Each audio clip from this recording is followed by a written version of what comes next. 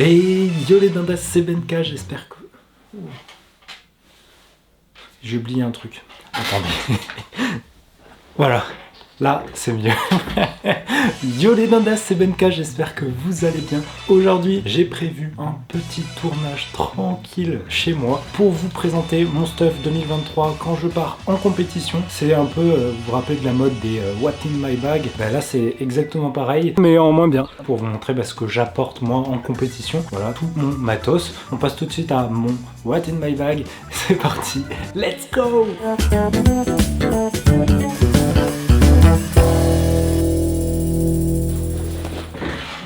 Il n'y a pas tout là-dedans et pourtant il ferme même pas. Au niveau du sac, c'est juste un sac de sport. Si jamais vous cherchez un sac pour le Speedsoft, Woodies en a un qui est incroyable, c'est le HK Army, le rolling bag de chez HK Army.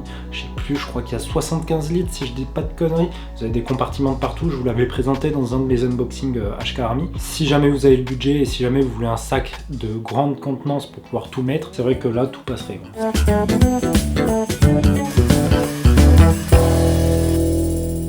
Et avant de parler de ce qu'il y a à l'intérieur, on va parler de ce qu'il y a juste ici d'accroché. C'est mon masque. L'ancienne vidéo où je vous avais présenté mon matos Speedsoft, c'était encore mon die. Maintenant, je joue avec un SLR de chez HK Army, que je préfère au push, clairement. Il protège beaucoup mieux, enfin en tout cas tu te sens plus protégé au niveau de la mâchoire. Avec ce masque, franchement, je m'entends beaucoup mieux. Enfin du moins, je m'entends beaucoup moins en écho et j'entends beaucoup mieux les calls de mes adversaires, oui, mais de mes coéquipiers surtout.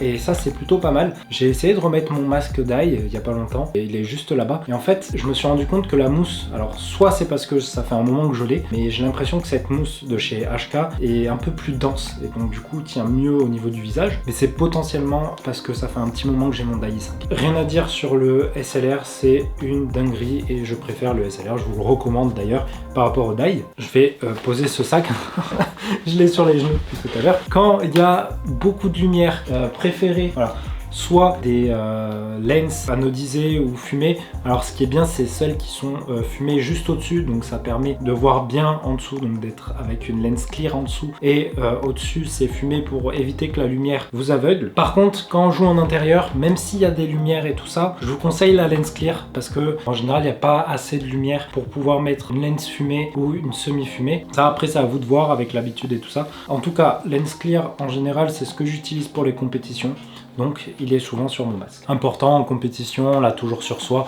Qu'on joue ou qu'on soit pit ou qu'on soit juste spectateur, en général, il le faudra toujours dans le sac, ou du moins à côté du sac.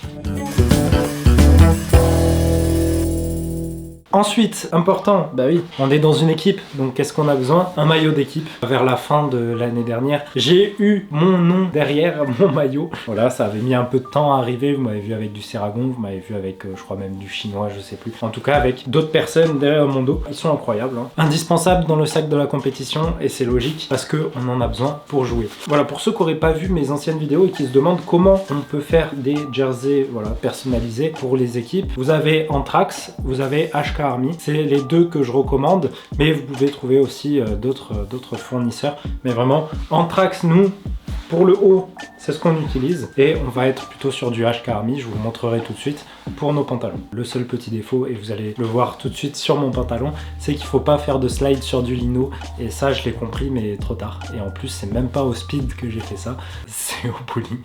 Mais c'était pas sur mon jersey, c'était, et je vous le montre tout de suite, hop, sur mon pants. Donc voilà, pareil, jusque là ça n'a pas bougé. On est sur un pants HK Army, un TRKR de chez HK Army. Au niveau des genoux, donc c'est renforcé, c'est le but. C'est du Cordura aussi. Et là, ici, je sais pas si on voit bien, mais il y a un trou. Et en fait, c'est un trou de brûlé. C'est une petite connerie que j'ai fait. Sinon, il a toujours tenu sur du turf et il tiendra toujours sur du turf. Je pense qu'il pètera plus au niveau des coutures avec l'usure, avec les lavages et tout ça, plutôt que là, sur le genou. C'est juste que j'ai été con. C'est un paint que j'utilise en compétition, mais c'est aussi pour mes entraînements. Je vous recommande d'avoir un deuxième paint pour pouvoir faire des entraînements, pas l'user et le garder celui-là pour la compétition. Et ne pas aller au bowling avec votre paint. On a besoin ensuite d'une belt. On est chez Cubisoft, notre sponsor. Soit notre sponsor ou pas, c'est l'une des meilleures belts à mon goût sur le marché. Elle a 2 ans maintenant, ma belt, donc elle commence un peu à perdre juste ici, voilà, quelques bouts, mais c'est rien de spécial, ça fait 2 ans que je l'ai. C'est rembourré derrière dans le dos pour maintenir votre dos. J'embarque cette chargeur, voilà, derrière mon dos. Je vous conseille du Cubisoft, en tout cas moi c'est ce que j'ai dans mon bag pour la compétition, avec le petit patch Ty Beers, comme d'hab, voilà, Ty Beers.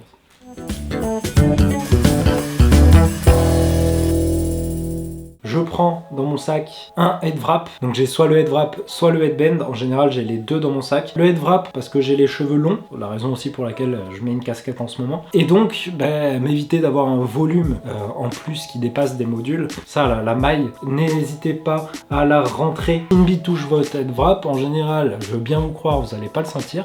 Mais par contre, vous allez vous prendre soit un DQ parce que c'est dans la tête, donc c'est considéré comme pratiquement une élimination, voire un red flag. Hein. Je sais pas, ça dépend des règles et de comment vous appelez ça. Mais c'est une majeure. Donc voilà, donc je vous conseille, voilà, soit de faire un nœud, soit de le rentrer, enfin de faire en sorte qu'il pende pas trop. Voilà, head wrap ou headband, la différence c'est juste la maille juste là. Pour continuer sur l'équipement, dans le sac, on a les protections, les coudières, voilà, quand vous faites des slides sur les avant-bras, important. Dans mon sac, c'est du HK Army, Crash CTX, si je dis pas de conneries. Et moi, je fais du L et il va falloir bientôt que je passe au XL parce que j'ai pris un peu. Tant mieux, hein, d'ailleurs, c'est l'objectif. Mais du coup, je commence à être un peu trop serré dans cela. L'avantage, c'est que c'est un élastique, donc je pense que ça va me faire la saison 2023 encore. Mais après, il faudra que je les change. Et je resterai par contre sur ce modèle parce qu'ils sont incroyables. Sauf si HK sort un nouveau modèle, là peut-être que je partirai sur le nouveau. Toujours chez HK, le slide bent, le slide short même. Je sais pas, à chaque fois je me trompe.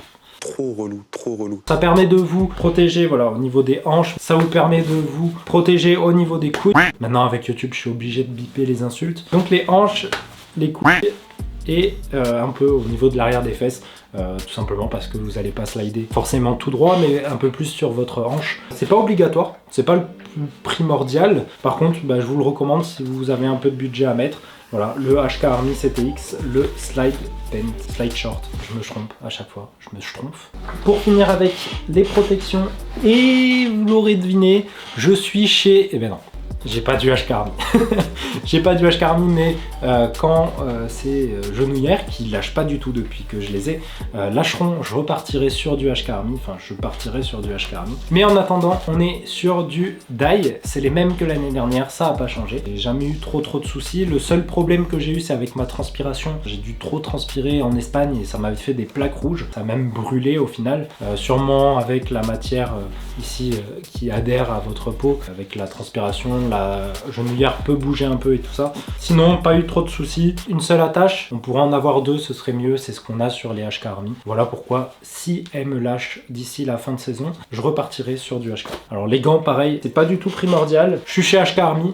C'est pas du tout obligatoire. Il me semble que la saison dernière, je les ai pas utilisés. Par contre, pour les entraînements, c'est plutôt bien, histoire de pas vous ouvrir les phalanges et tout ça quand vous faites du paintball, quand vous faites du speedsoft. Tout simplement, je les prends si jamais je sens que je suis à l'aise avec, parce que bien évidemment, c'est coupé au niveau des 2 doigts. C'est censé être pour le paintball, donc vous avez besoin d'un seul doigt. Vous avez toujours la sensation sur la gâchette parce que c'est trouvé des 2 côtés sur les 2 gants. Donc vous pouvez changer de main et tout ça, il n'y a pas de souci. S'il fait froid, ça vous tient au chaud. Mais aussi, si vous prenez des billes dans la main, au paintball, ça vous ouvre. Ça, à la limite, on s'en fout. Si vous prenez une bille, c'est toujours mieux d'avoir une protection. Bien sûr, pour les slides, pour éviter de vous brûler la main, si vous êtes comme ça, ou si vous êtes comme ça, que vous avez la main qui touche. En général, on n'est pas censé avoir la main qui touche, mais ça peut arriver. Donc ça peut vous protéger un peu. À tester. Personnellement, ça dépend de mes compétitions, ça dépend de mon mood, donc je les prends toujours au cas où, si jamais j'en ai besoin. J'ai même pas fait exprès, mais je crois qu'on a vraiment fait de la tête aux pieds dans le bon sens. Donc on va passer à la suite avec les chaussures. Au niveau de mes chaussures, on va se forcer à jouer avec des crampons, là où c'est autorisé bien évidemment. Mais j'ai toujours joué avec d'autres chaussures qui sont complètement défoncées. Donc j'ai plus que ça aujourd'hui, sauf si je veux jouer en Yeezy et c'est pas le top. Donc j'ai des crampons, on s'en fout un peu de la marque. Bien évidemment la qualité, bon ça va, mais ça commence à se défoncer un peu à force de faire des slides. Si elle me lâche en milieu de saison, j'irai je pense du côté des crampons HK Army, qui sont magnifiques et qui ont l'air d'être incroyables au niveau du maintien de la cheville, et ça c'est cool parce que là vraiment les chaussures basses vous n'avez pas ce maintien de la cheville, donc ce que je faisais c'est que là où j'avais une petite faiblesse sur ma cheville droite, je mettais du strap, et vous l'avez vu à Nemesis, c'est pas ouf quand t'es poilu de mettre du strap parce que c'est chiant à enlever, donc des chaussures hautes c'est plutôt pas mal, ce sera mes prochaines chaussures si celle-là lâche, donc s'il te plaît lâche-moi ou pas parce que j'ai pas le budget en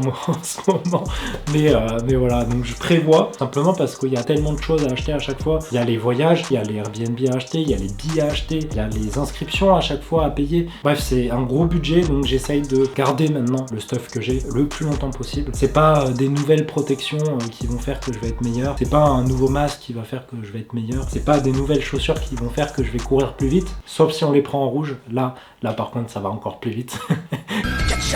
Non, franchement il faut garder ce qu'on a et l'user jusqu'à ce qu'on soit obligé au final de le racheter. Donc logiquement tout ce que je vous présente là c'est ce que j'aurai pour la saison 2023.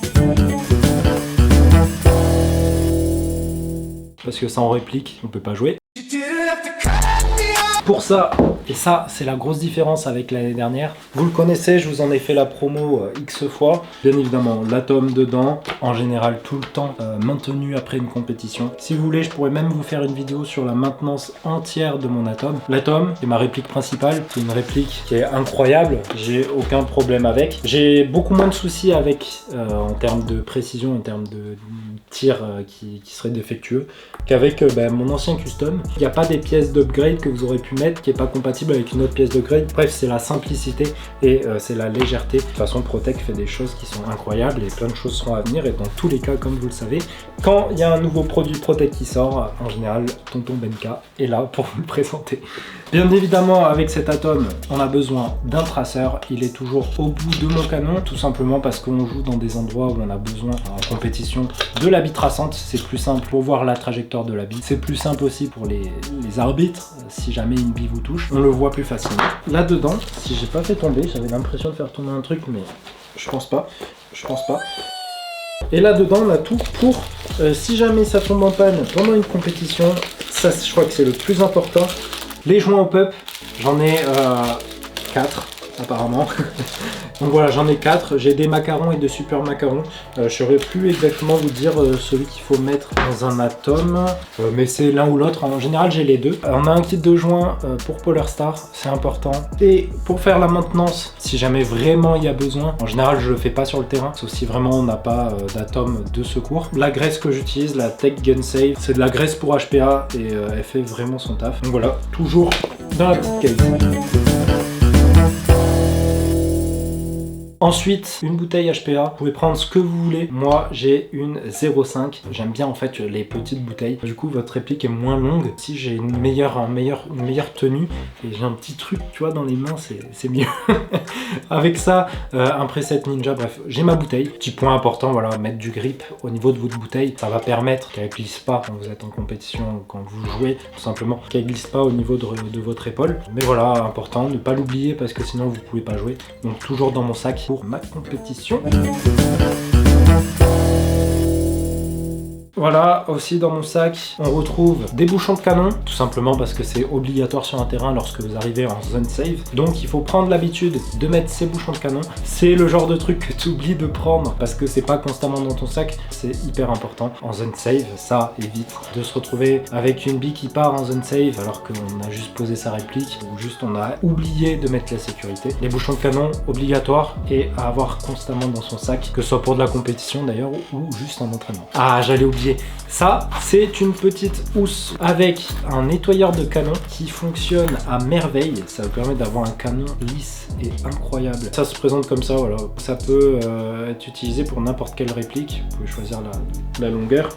Devant, vous mettez, hop, ces deux têtes. Vous pouvez choisir cette tête pour enlever vraiment les gros résidus et ça pour nettoyer. Alors, je suis plus trop fan de celui-là parce que avec le temps, il me laisse des peluches à l'intérieur. Donc ça, toujours dans mon sac pour les compétitions. Quand on arrive au milieu de journée, en général, nos billes commencent à avoir des trajectoires un peu nulles à chier. Donc, c'est plutôt important d'avoir ça dans son sac.